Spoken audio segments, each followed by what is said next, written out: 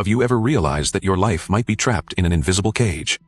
This cage has no bars and no doors, yet it keeps you from moving forward. Its builders are everyone around you, including your parents, partner, colleagues, friends, and even strangers. And the most terrifying part is that you have helped build this cage yourself. You thought it was the path to happiness. Now, please answer these 3 questions.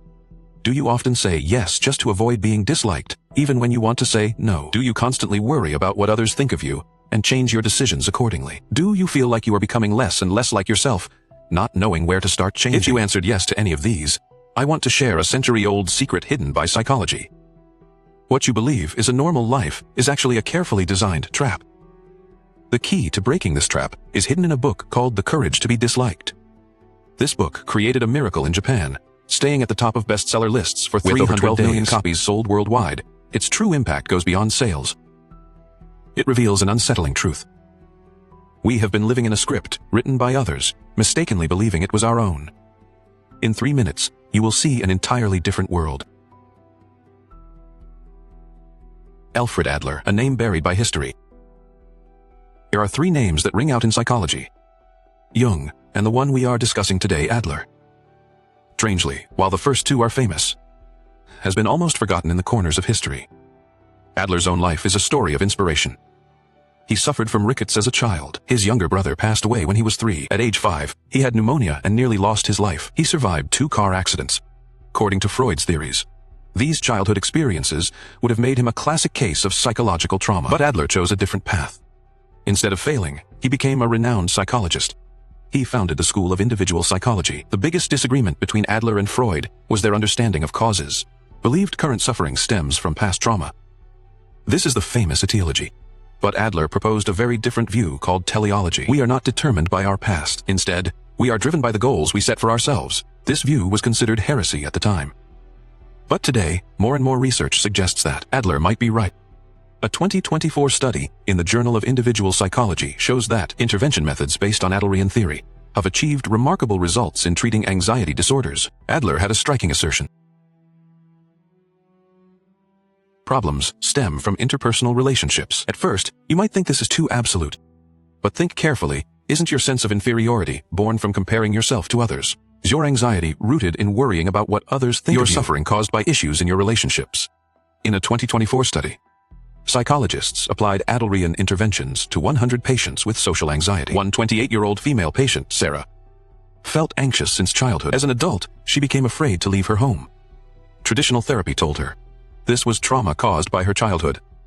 But Adlerian psychology gave her an entirely different perspective. Her anxiety was not the product of past events. It was a lifestyle she chose to avoid social risk. This viewpoint sounds cruel, but it also gave her strength. Since her anxiety was a result of her own choices, she could choose to change. Separation of tasks is perhaps the concept that is the most disruptive. Simply put, you must distinguish whose task it is. The criteria is very simple. The outcome of a decision, who ultimately bears it, is whose task it is. For example, whether a child studies, the child's task. The parent's anxiety is the parent's task. How you view me is your task. How I live my life is my task. This concept sounds simple, but in real life, you mix up tasks almost every day. Think about it. Have you ever changed your own decision because you were worried about what others would? Do you fear being disliked? You afraid to share your thoughts? This is quite common in the workplace. Take Lai, a tech project manager, fearing his team's disapproval. He struggled to refuse unreasonable demands. His stress grew steadily, eventually leading to burnout. After learning about separating tasks, he realized others' opinions are not his concern, protecting his time and energy. It is his task alone. When he started setting boundaries, something amazing happened.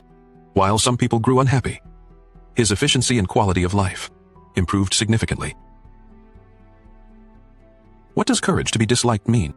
Many people misunderstand this concept. It is not about being difficult on purpose. Its true meaning is actually this: to pursue true freedom and happiness. Even at the risk of being disliked, you must have the courage to be yourself. Freedom is being disliked. That sounds quite harsh. But think about it. You always live to meet expectations, constantly worrying about others' opinions. You ever truly free? Adler believed seeking approval a form of slavery. You surrender your life to others, living within their values. True freedom comes from not needing approval, living to satisfy others' expectations.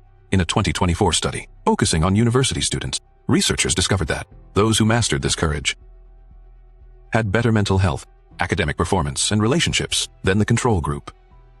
They stopped suppressing themselves to please others. Instead, by being authentic, they gained more respect and love. If separating tasks is the gateway to solving relationship troubles, then community feeling, the ultimate goal.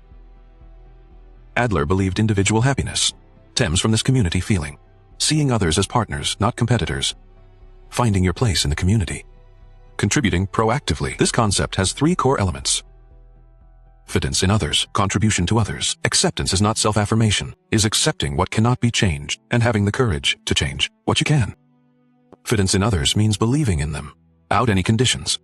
Contribution is not self-sacrifice, but the feeling that you are useful. Daily life. We often view others as competitors. This leads to endless suffering. But Adler teaches us that the true pursuit of superiority is not about surpassing others, but surpassing your ideal self. The most powerful Adlerian idea, that life is not a line, but a series of moments. We often mistake life for a straight path toward a goal, but in reality, is a series of moments. We can only live in the now. Our lives exist only in these moments. This perspective completely overturns our understanding of life. We no longer need to regret the past, nor feel anxious about the future. We just need to live seriously in the here and now. Think about how many conditions and how many people treat life as just a rehearsal. I'll be happy when I get into college. I'll be happy when I find a job. I'll be happy when I get married. I'll be happy when I retire. The result is that real life never actually begins. Adler teaches us not to view life as a straight line, but as a series of connected points. Dancing is like that. Playing basketball is like that too. They are just a series of consecutive moments. We can only live in the here and now. Our life exists only in these moments. Adlerian psychology is not a hollow theory. It has wide applications in real life. From education to the workplace, from family relationships to personal growth, Adler's ideas are at work. The field of education, positive discipline methods based on Adler, are being promoted worldwide. These methods emphasize encouragement over punishment, focus on solutions, not on assigning blame, elevate a child's social responsibility, problem-solving skills. The workplace, Adler's concept of horizontal relationships, changing traditional management. More companies are beginning to realize that superior subordinate relationships not be vertical control. They should be horizontal partnerships. Regarding personal growth, Adlerian psychology offers a path out for those stuck in insecurity and conflict. By reinterpreting past experiences, separating your tasks from others, building a sense of community, people can find true freedom and happiness. Now, let's return to our opening question. Your life really a scam? The answer depends on your choice. If you continue to live for others' expectations, regretting the past, fearing the future, yes, your life is a scam. A scam you played on yourself. But if you are willing to have the courage to be disliked, willing to reinterpret your past, willing to separate your tasks from others, willing to build a sense of community, and willing to live in the now, then your life will no longer be a scam, will be a true adventure. Adlerian psychology gives us a chance to choose. Will you live by someone else's script? Write your own life courageously. Will you be trapped by past traumas? Give new meaning to your experiences. Will you continue to seek others' approval? Bravely be your true self. This choice is yours alone to make. And I believe that you, watching this, already have the courage to choose. That is all for today's share. You next time.